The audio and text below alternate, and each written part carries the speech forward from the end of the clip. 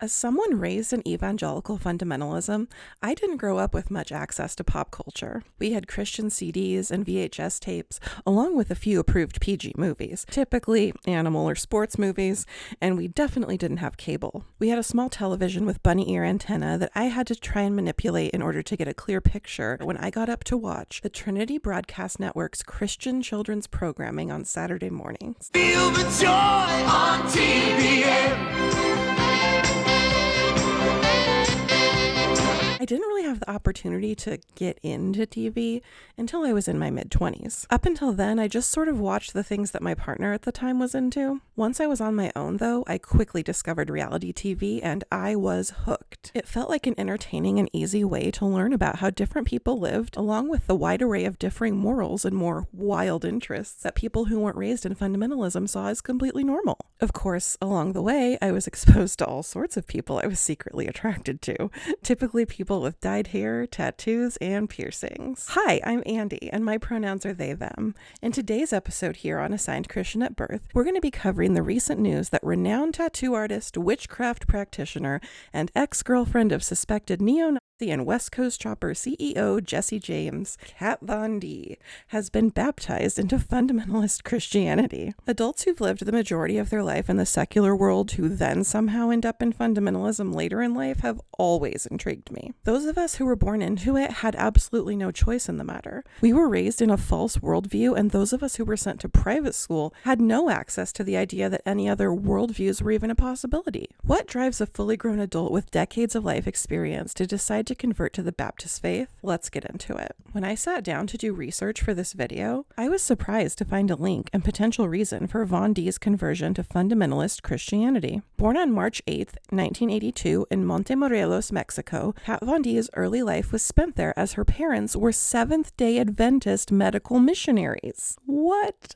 I was shocked when I found this out. I mean, okay, when I really think about it, I'm not shocked because she was the perfect picture of rebelling against Christianity. So I guess I'm not that surprised. From her earliest years, her life was marked by her interest in art and drawing. She began exploring her love of punk rock music when she was 12 years old and gave her first tattoo with a homemade tattoo machine when she was 14. At age 15, she was tragically sent away to the infamous Provo Canyon School, where Paris Hilton was also sent for some time. The facility is notorious within the troubled teen industry, and both Von D and Hilton have shared that they were abused while attending this so-called school. Following this, she was sent to a boarding school at 16, but then ended up dropping out of high school entirely. Von D moved to Los Angeles, California in her late teens to pursue a career as a tattoo artist. She quickly gained recognition for her exceptional skills and unique artist style. She first found widespread fame when she appeared as a guest tattoo artist on the reality TV series Miami Inc. Her talent and captivating personality were beloved by fans and led her to become one of the show's standout stars, despite many clashes and disputes with fellow cast members. After 4 years on the show, Kat was eventually offered a spin-off series, LA Inc., which allowed her to open her own tattoo shop, High Voltage Tattoo. If you've watched this far, please do me a favor and smash that like button for the algorithm. I really appreciate it. Apart from her success on television, Kat Von D is renowned for her tattoo artistry, specializing in gray and black portraiture, as well as her signature style of intricate, often dark and gothic designs. She has tattooed numerous celebrities and has amassed a dedicated following of clients. In addition to her work as a tattoo artist and television personality, Kat Von D ventured into the world of cosmetics, ultimately creating her own brand, Kat Von D Beauty, which gained immense popularity for its high-quality, cruelty-free, and vegan makeup products. In 2020, she sold the brand to Kendo, a subsidiary of LVMH. She also published several books, including her autobiography, High Voltage Tattoo, and The Tattoo Chronicles, which give insight into her life and body of work. Throughout the decades of her career, Kat Von D has been a recognized name in the world of tattoos, beauty, and alternative culture as a whole. LA Inc. had already been on for 2 years when I discovered it in 2009. I already had a couple tattoos, much to the chagrin of many people in my evangelical fundamentalist family, and the show captivated me. Well, okay, maybe it was just Kat herself who captivated me. I had gotten into secular music over the few years prior, and I was obsessed with Fueled by Ramen bands like Fall Out Boy, Panic at the Disco, Cobra Starship, The Academy Is, and beyond that, I was obsessed with My Chemical Romance. When I first started watching LA Ink, I loved both the tattoos and all of the connections to the music industry that played out on the screen. Kat was everything I wished I could be. Long dark hair, covered in tattoos, able to do trendy makeup styles, being connected to rock stars.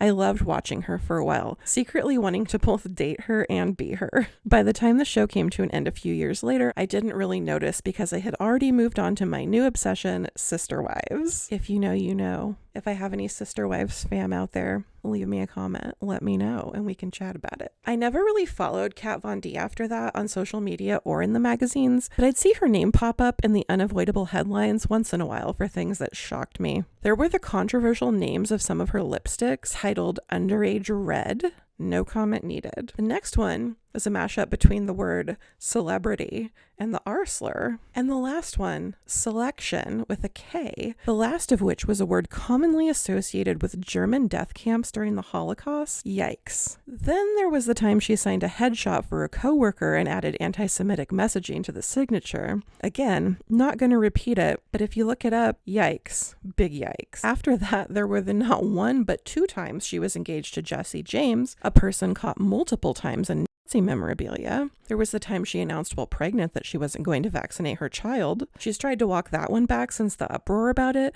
but based on what I've seen lately, including her move to Indiana from California after denouncing her former state, saying that she was leaving to escape California's taxes, terrible policies, and tyrannical government, her baptism in a Baptist church, and her husband's swastika tattoo on his neck, you'll have to forgive me if I don't exactly buy her excuses. An insider article on Yahoo News published in July of 2022 reads, Kat Von D has made another significant life change. The tattoo artist shared in an Instagram post on Thursday that she's throwing out books about witchcraft, magic, and the macabre because they don't align with who she wants to be. This seems to be a major departure for Von D, since these themes have long been a part of her aesthetic and brands. Von D's former beauty brand offered a tarot-inspired collection and a black lipstick color named Witches, for example, and her current shoe line offers a coffin-shaped wallet. The article goes on to cover how in 2020, Von D started blacking out many of her tattoos, since she had gotten them done when she was still partying and drinking alcohol all the time. Her Instagram post on the topic reads as follows: I don't know if any of you have been going through changes in your lives right now, but in the last few years, I've come to some pretty meaningful realizations, many of them revolving around the fact that I got a lot of things wrong in my past. Today, I went through my entire library and threw out books that just don't align with who I am and who I want to be. I've always found beauty in the macabre, but at this point, I just had to ask myself, what is my relationship with this content? And the truth is, I just don't want to invite any of these things into our family's lives, even if it comes disguised in beautiful covers, collecting dust on my shelves. In no way is this post designed to put anyone down if you're into this stuff, because I think we're all on our own journey, and I love everyone regardless of where they might be at. But right now, it's never been more clear to me that there is a spiritual battle taking place, and I want to surround myself and my family with love and light. With that being said, I want to send extra love to everyone out there and hope through some of these trying times you are making meaningful changes in your life too. Thanks for listening. The story of Von D's conversion to Christianity is making the rounds right now because of her recent public declaration of faith in her choice to be baptized at her church, Switzerland Baptist Church in Vevay, Indiana. I know it looks like it's Vevay, but I read that it's called Vevay. When I first started researching this story, I was most curious as to why the daughter of Seventh-day Adventist missionaries would choose to return to the Christian faith by becoming a Baptist. And while I haven't found any leads on the reasoning, the lack of information about her church itself on its own website is even more puzzling to me. It's 2023, guys.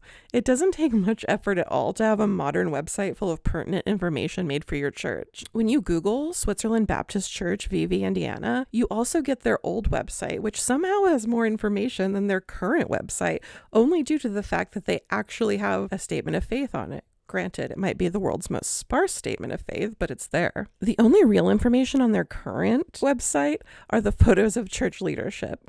I knew they would all be white before I even clicked, but yeah, here you go, confirmation. Because of the lack of information that they have about themselves online, I figured the church must not be very notable, but that ended up not being true at all. While searching for the history of the church, I found that it was actually established in 1833, and then I was able to find a surviving copy of the pamphlet from the Congregation Discussion and Vote in 1832 that would see the church join the regular Baptist church. There are so many different sects of Baptists. Independent Baptists, Calvinist Baptists, fundamentalist Baptists, Southern Baptists. I had never heard of the regular Baptists before. At first, I just thought it kind of said that, meaning we're not Southern Baptists, but no. The regular Baptists are their own thing. Their wiki page states that regular Baptists are a moderately Calvinistic Baptist denomination. Okay, first of all, how can it be moderately Calvinistic? They only believe in part of tulip? Make it make sense. This denomination is found chiefly in the southern United States and represents the original English Baptists before the division into particular and general Baptists. They also observe closed communion and foot washing. Leave me a comment if you've been forced to participate in public foot washing events. Shout out to my followers who also have religious drama. An online copy of the newspaper The Switzerland Democrat, originally published on December 19th, 1941, has an article entitled The Bells of Vevay. I've linked the article in the description in case you'd like to read the whole thing, but please be forewarned, it's got some serious racist rhetoric in it. The article says that the longest authentic record of any of the bells in Vevay is that of the Old Baptist Church. It was mounted in the conical Swiss steeple of the old church when it was built in 1838, as is recorded in the Village Times of Vevay that year. Quote, Matthias Mederi has donated a bell to the Baptist Church. It's just really interesting to me that I'm able to find more historical and contextual things about the founding and history of the church than I can about what the church has been up to recently. How did Kat Von D start attending there? I have no idea, but I can make an educated guess that if she is now living in a town of 1,700 people, that the Baptist Church is likely the closest thing to non-denominational modern Christianity that she was going to find out there. Or maybe it's just because the church itself is so old and therefore really cool looking. At least I think it is. But then again, the church I grew up in was in an old strip mall in a converted grocery store. Anyway, back to Kat Von D. Aside from everything I've already covered, she hasn't given any more reason for her conversion back to Christianity or her choice of Baptist over the Seventh-day Adventist denomination of her family. Now, this is pure speculation and conjecture, but when her Instagram post talks about she believes in spiritual warfare and there's a spiritual battle going on, I would not be surprised if she was sucked into this COVID, Trump, late stage capitalism, collapse of democracy, end time stuff that's going around in all the Christian spaces. Again, conjecture. But when people talk about spiritual battles and stuff, that's where my mind goes. Let me know if you agree or disagree with that. In Relevant Magazine, Emily Brown writes about what Von D said after posting the video of her baptism. I don't really feel equipped to be the poster child for Christianity, Von D said. I think that I'm still learning, and as I do, I will become more equipped, but for the time being, I feel like I've never really been that, and I don't plan on doing that. But this is where I'm at. And to me, my baptism was a public demonstration of where I stand with my faith and basically letting people know that I'm not ashamed, she continued. And so that's why I really wanted to share it with people. And if there was anyone out there that felt like they were at a crossroads and you don't feel like you fit in, because I don't feel like I fit in anywhere now, or that I ever have, to be honest, you're not alone. Von D went on to share that she was surprised that most of the criticism online came from Christians instead of atheist or agnostic fans that she had been expecting. The article also talks about how Kat joined the church choir and how she doesn't think there's a dress code for those who've given their heart to Jesus. Her video she posted shows her participating in church while dressed in her signature black. In closing, let's talk about that phrasing Kat used, giving your heart to Jesus. That's Baptist, evangelical fundamentalist rhetoric. There's nothing in the New Testament that talks about giving your heart to Jesus at all. The fact that she's comfortable using this rhetoric made me realize this is definitely for real. Trump, who claims to be a Christian with his 2 Corinthians, he's not actually in it. He can't really speak the way that the people who are in it do. But with Kat talking about spiritual battles and talking about giving your heart to Jesus, it seems very real for me. Some people think that the conversion is a publicity stunt, but if she's willing to publicly be friends with Allie Beth Stuckey, this has to be legit. Who would be friends with her just for a very lengthy bit? Regarding Kat's statement about not wanting to be the poster child for Christianity, focus on the families all-white staff online magazine, Daily Citizen, author Paul Batura writes, "There is great wisdom in Von D's statement.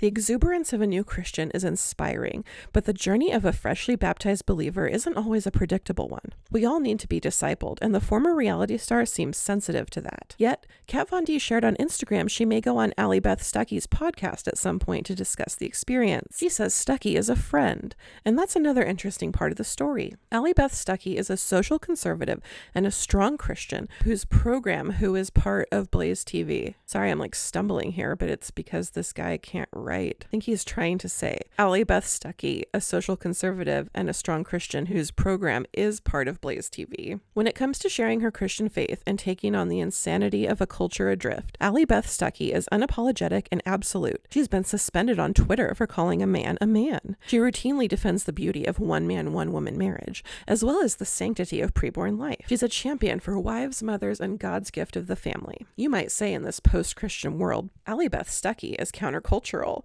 which is maybe why Kat Von D was drawn to her as a friend. I mean, I hate to say I agree with focus on the family on anything, but honestly, it sounds like Stuckey is right up Kat Von D's alley these days. If she's the type of person that Kat Von D wants to hang out with, it really just seems par for the course for me. Maybe her new shtick is I'm not like the other Christian girls. Maybe that's her path. I don't know. Anyway, this was certainly a wild ride, and while it didn't end up where I thought it would, I still found out a lot of really interesting information to do with this story. I'll keep following Kat's headlines to see if we ever get any more information as to why she chose to become a Baptist and what exactly she found tyrannical about California's government. If you like to read and learn about weird Americana, I highly encourage you to check out this essay written last year when Vevay, Indiana was first brought to most people's attention after Kat Von D purchased her home there. I'll put the link in the description. You can support me by following my channel, and in return you'll receive free deconstruction-based content twice a week. If you'd like to support me further for more perks, check out my Buy Me a Coffee at buymeacoffee.com/assignedXTIAN. Oh, and please be sure to share this video with your friends. Have a great weekend. Okay, bye.